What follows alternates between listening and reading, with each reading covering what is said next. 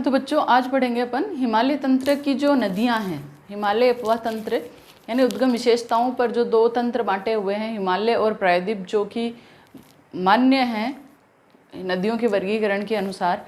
तो उसमें अपन आज पढ़ेंगे हिमालय अपवाह तंत्र की जो नदियां हैं, मुख्य नदियां सिंधु, गंगा और ब्रह्मपुत्र। तो सबसे पहले अपन पढ़ते हैं सिंधु नदी और उसकी सहायक नदियों के बारे में।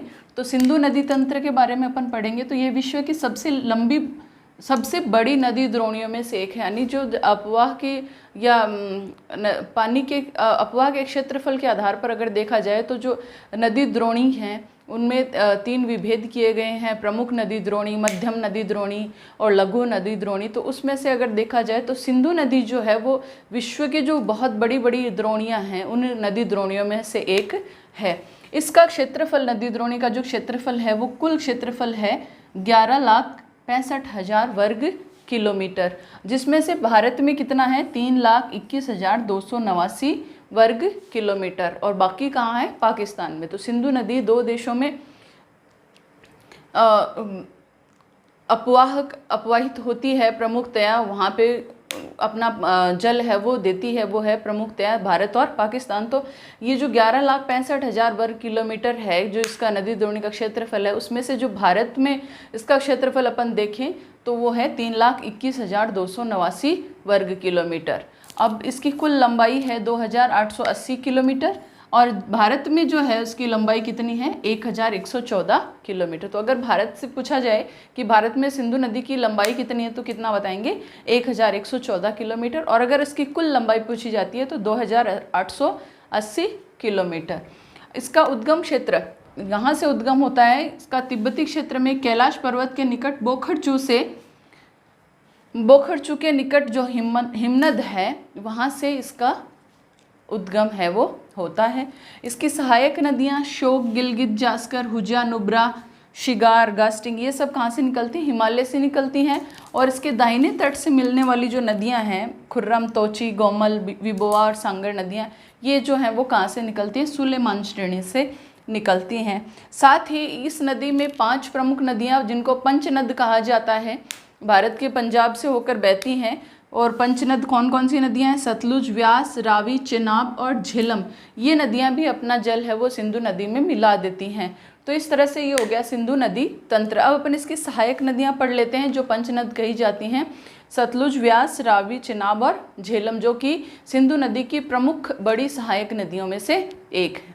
तो सिंधु नदी पढ़ने के बाद में अब अपन पढ़ेंगे सिंधु नदी की सहायक नदियों में प्रमुखतः जो पंचनद हैं, जिनको पंचनद बोला जाता है, जिन नदियों को, उनके बारे में अपन पढ़ेंगे।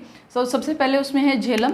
तो झेलम नदी कहाँ से निकलती है? कश्मीर घाटी के दक्षिण पूर्वी भाग में पीर पंजाल गिरिपथ, पीर पंजाल जो पहाड़ी है उसमें वेरीनाग झरने से जो है वो झेलम नदी है जो निकलती है। साथ ही पाकिस्तान में झंग के निकट यह चेनाब नदी से मिल जाती है। किस नदी से मिलती है? चेनाब से। अब चेनाब के बारे में पढ़ें तो सिंधु की सबसे बड़ी सहायक नदी है और यह चंद्रा और भागा 2 सरिताओं के मिलने से बनती है। चेनाब नदी 2 सरिताएं हैं, चंद्रा और भागा जो साथ में मिल जाएं तब क्या कौन सी नदी बनती है? चेनाब नदी। और पाकिस्तान में प्रवेश करने से पहले यह नदी 1180 किलोमीटर जो है वो भारत में बहती है और उसके बाद में ये नदी है वो सिंधु नदी में मिल जाती है।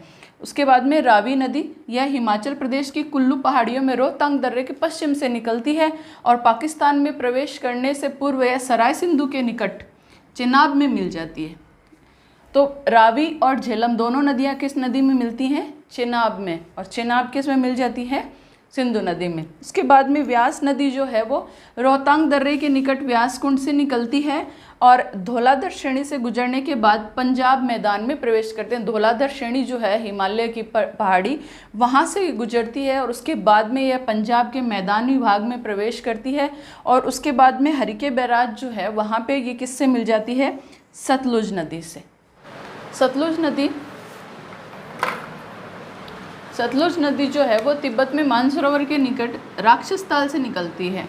कई बार पूछा जाता है सतलुज नदी का उद्गम क्षेत्र क्या है? तो तिब्बत में मानसरोवर के निकट राक्षस ताल से निकलती है। मानसरोवर झील है, वहाँ से 3 नदियाँ निकलती हैं मुख्यतः, एक तो ब्रह्मपुत्र है, एक सतलुज है और एक सिंधु नदी। ये तीनों मानसरोवर से निकलती हैं। और बाद में सतलुज नदी जो है वो शिपकीला दर्रा एक है, शिपकीला दर्रा हिमालय में, वहाँ से बहती हुई पंजाब के मैदान में प्रवेश करती है और भाखड़ा नांगल जो परियोजना बनी हुई है उसका पोषण कौन करता है? सतलुज नदी करती है। तो ये तो हो गए सिंधु नदी तंत्र, यानी सिंधु नदी और उसके सहायक नदियों के बारे में वर्णन देख लिया अपन ने, उसकी विशेषताएं देख ली। अब अपन भारत का मुख्य नदी तंत्र जो पूर्णतः भारत में बहती है नदी, गंगा नदी, इस गंगा नदी के बारे में पढ़ेंगे जो भारत की प्रमुख बड़ी और पवित्र नदियों में से एक है। तो गंगा नदी जो है वो शुरुआत में दो धाराओं से मिलकर बनी हुई है। वो जो दो धाराएं हैं वो कहलाती हैं भागीरथी और अलकनंदा। जब ये दोनों मिलती हैं आपस में तब इस नदी का नाम क्या लिया जाता है? गंगा नदी लिया जाता है। तो अपन इसके बारे में पढ़ें तो गंगा नदी का जो उद्गम है वो कहाँ से, यानी गंगा नदी कहाँ से निकलती है? तो उत्तराखंड राज्य का उत्तरकाशी जिला है, उसमें गौमुख के निकट गंगोत्री हिमनद से। तो कई बार इस हिमनद का नाम भी पूछा जाता है कि गंगा नदी जो है वो कौन से हिमनद से निकलती है? तो गंगोत्री हिमनद से। राज्य पूछा जाए तो उत्तराखंड राज्य, और उसका ज़िला कौन सा है? उत्तरकाशी जिला, और वहाँ पर गौमुख के निकट गंगोत्री हिमनद से गंगा नदी निकलती है। वहाँ पे इसको गंगा नदी नहीं कह के इसका नाम क्या है? भागीरथी।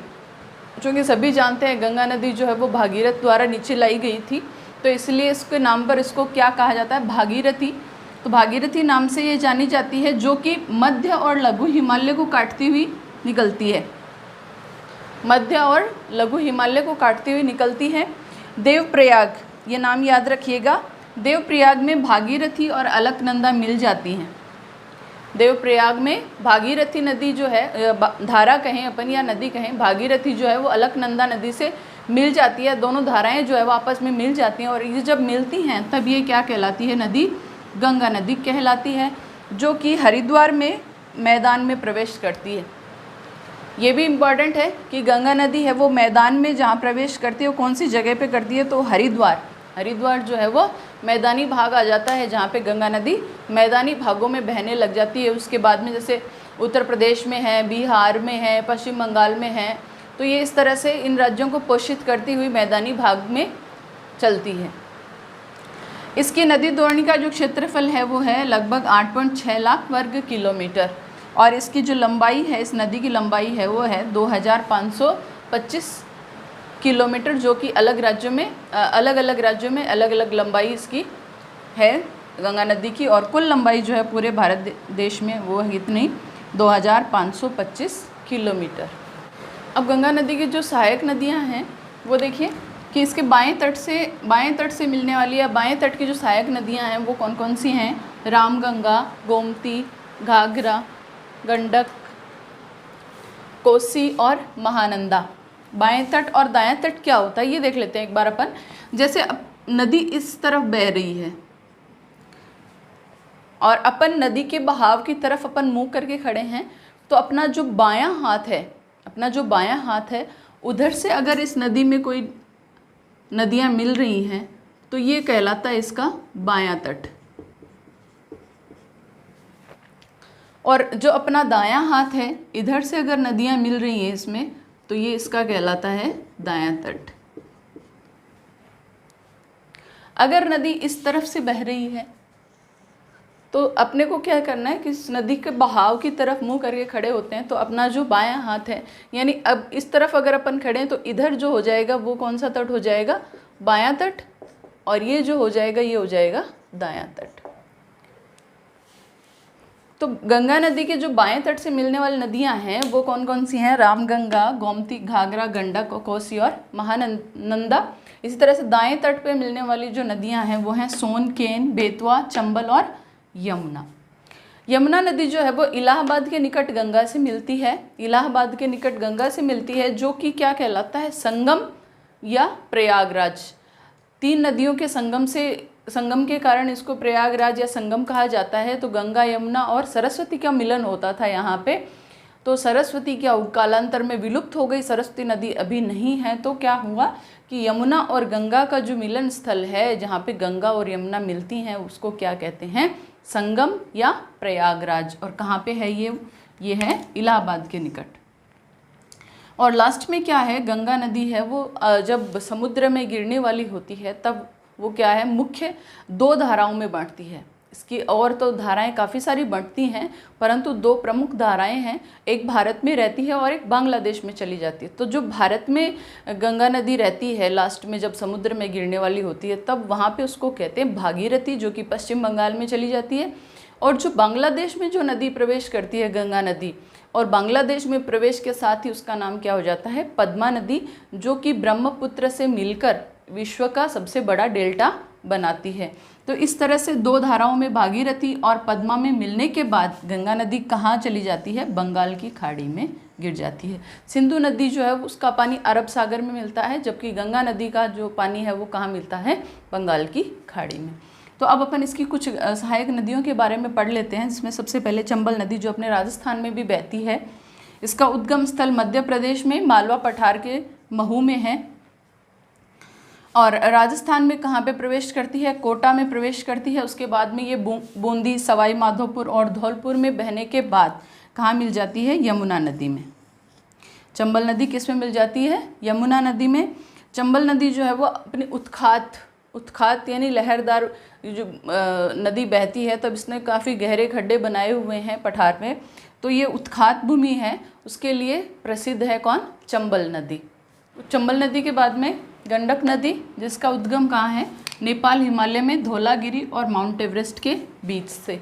बच्चों ये जो नदियाँ अपन पढ़ रहे हैं, जैसे सिंधु नदी तंत्र पढ़ लिया, गंगा नदी तंत्र पढ़ लिया अपन ने, आगे अपन पढ़ेंगे ब्रह्मपुत्र नदी तंत्र, उसके बाद में इन तीनों नदी तंत्रों का अपन मानचित्र में अंकन भी पढ़ेंगे। उससे क्या है, सारी चीज़ें क्लियर हो जाएंगी, कौन सी नदी कहाँ पे बह रही है, कहाँ से निकलती है, कहाँ पे वो दूसरी नदी में मिल जाती है, इस तरह से वो सारी चीज़ें बाद में अपने क्लियर हो जाएंगी। तो अगले वीडियो में अपन ब्रह्मपुत्र नदी प्लस इन नदियों का मानचित्रांकन पढ़ेंगे।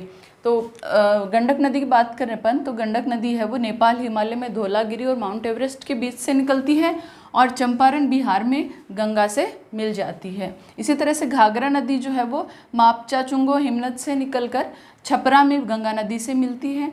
कोसी नदी, जिसका उद्गम तिब्बत में माउंट एवरेस्ट के उत्तर में है, ये नदी जो है वो बिहार में गंगा नदी में मिलती है। इस नदी को बिहार का शोक कहा जाता है, बहुत इंपॉर्टेंट है, कॉम्पिटिटिव एग्जाम है सभी में आता है कि बिहार का जो शोक है वो कौन सी नदी है, कोसी नदी। क्यों कहा जाता है, क्योंकि ये नदियाँ जो हैं वो अपने साथ अवसाद इकट्ठा करके लाती हैं, और इनकी जो नदी बहने की जो द्रोणी है, गहराई है, वो गहराई क्या होती है, धीरे धीरे जैसे इस तरह से नदी बह रही है, तो ये इसकी गहराई है, ये तो नदी अपने साथ में क्या लेके आती है, अवसाद, मिट्टी, कंकड़, पत्थर। तो धीरे धीरे क्या होता है, इसका तल है वो नीचे से भरना शुरू हो जाता है।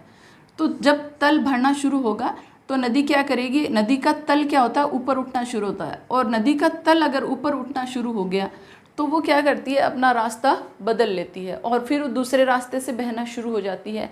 तो इस तरह से नदी में बाढ़ आ जाती है। तो बिहार में कोसी नदी के कारण प्रतिवर्ष बहुत अधिक जनधन की हानि होती है, इसलिए इस नदी को क्या कहते हैं, बिहार का शोक। और ये नदी सर्वाधिक मार्ग परिवर्तन करने के लिए कुख्यात है, क्योंकि शोक है इसलिए इसको कुख्यात नाम से कहा जाता है कि ये नदी मार्ग परिवर्तन करने के लिए कुख्यात है।